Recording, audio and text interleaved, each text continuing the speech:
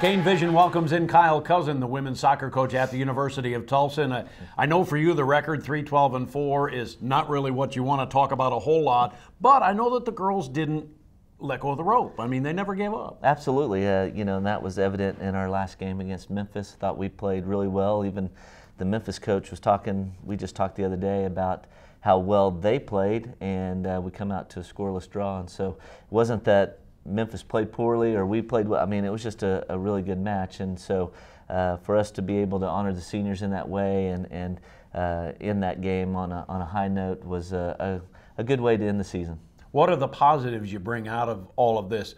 Obviously, one of them is with all the injuries, you had a lot of young players that got experience, right? Absolutely, absolutely. And so that and just the fact that we did end up playing well towards the end of the season. I think we have to get healthy first and foremost going into next fall. But we tried some different kids in different positions, so we saw some things that we didn't think would happen this year. But we get healthy and get back on track. I think the future looks bright. Yeah, in those last 5 matches, either 0 or 1 goals allowed, except for the Cincinnati game, and maybe one other match where you gave up 2 in a tie. But for the most part, you kind of closed it down defensively at the end of the year, didn't you? Absolutely. Some of that was getting kids back that were confident and comfortable playing in the back. We played 16 different players this year in the back 4, and so for those non-soccer people out there, it'd be like asking Coach Montgomery to play 16 different defensive backs, right, throughout a year. And so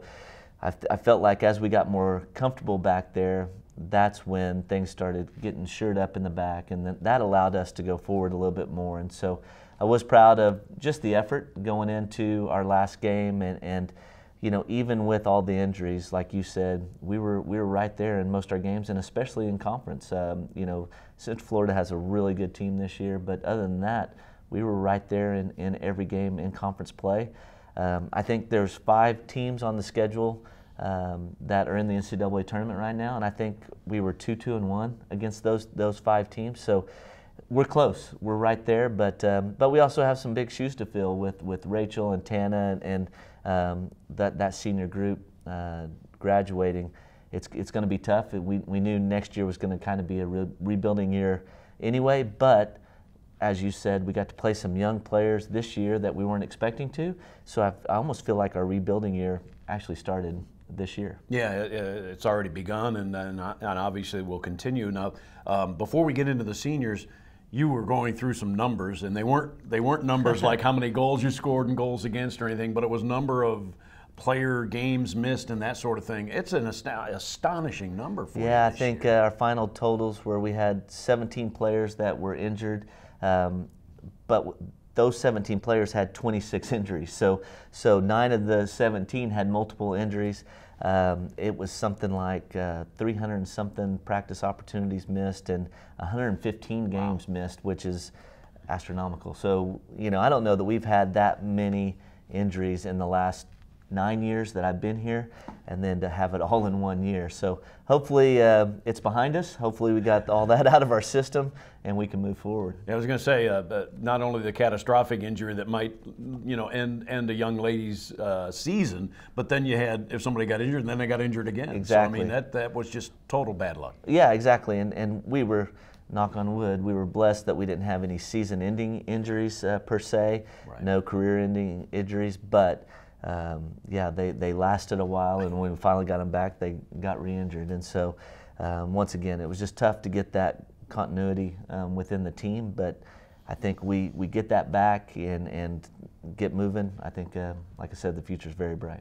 What can you say about Rachel Thun-Blankenship? 4-time All-League player, and she just had a fabulous career. It's too bad it ended like this, but she certainly was the bell cow for you. Absolutely, and what can you not say about her? I mean, great kid and just brought it day in, day out, and worked hard, and even through her injury throughout the year, she came back and was a leader for us, and Tana Dake was another one that was a mainstay from day one. When those two stepped on campus, they've been in our center mid. So it's hard to imagine a starting lineup and a center midfield without them in it, but the reality is that it's going to happen. And so, we've also you look at Courtney McKeon and Rebecca Diefer, both those guys shared time throughout their career in goals. So we've always had one of those guys in our goal force as well. And then Amanda was a 3-year starter for us in the back. So, you know, it's going to be tough to replace those guys, because even the other two with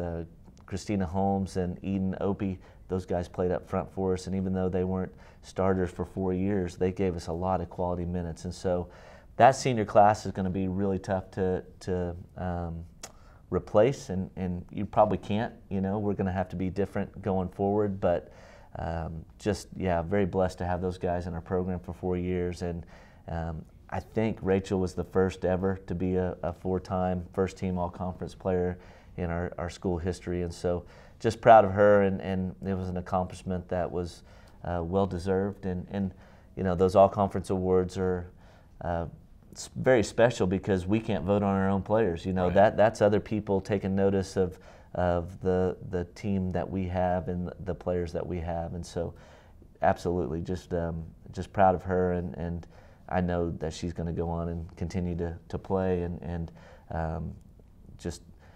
I know too that she'll carry on that Tulsa legacy with her, and so just proud of her, and just thankful for having her over the last 4 years. And as we close the fall down, what do you expect out of the young ladies in the off-season? Obviously, you'll have the spring workouts coming up, but what do you expect in the off-season? Absolutely, kind of the same. You know, we don't play with our seniors, and so it will be a smaller squad, but we're kind of used to that at this point, and so just excited for them to get the opportunity to really gel together and to unify and to start playing together, and for us to figure out what pieces of the puzzle are there, what we're going to have to replace with our freshman group coming in.